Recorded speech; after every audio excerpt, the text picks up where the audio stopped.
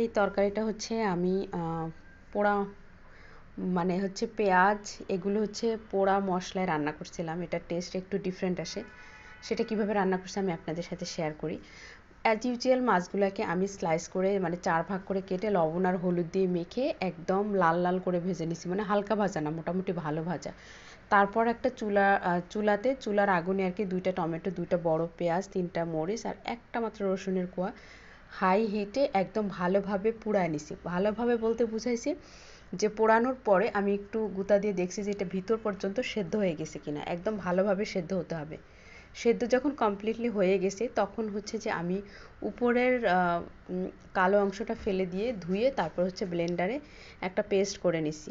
একইভাবে লবণ আর হলুদ মেখে আমি আলুটাও ভেজে নিছি একদম 100% লাল লাল করে। আপনারা আলু দিতে না চাইলে এটা অ্যাভয়েড করবেন। তার কারণ হচ্ছে যে আমার বাসার বাচ্চারা মাছের সাথে আলু খেতে পছন্দ করে, এই জন্য দিছি। বাট এটা আলু ছাড়া শুধু যদি মাছ ভুনা করেন সেটাই ভালো হয় আর কি, সেটাই বেস্ট হয়।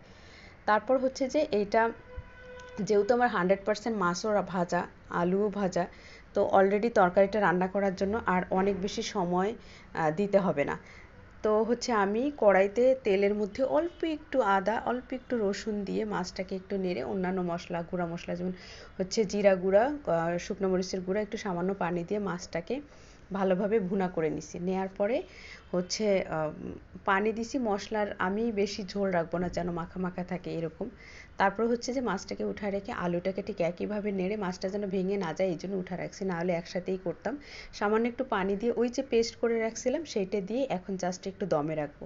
দমে রাখার কথা এই জন্য বললাম যে যেহেতু দুইটাই আমার রান্না করা, তো আলাদা সময় দিতে হবে না।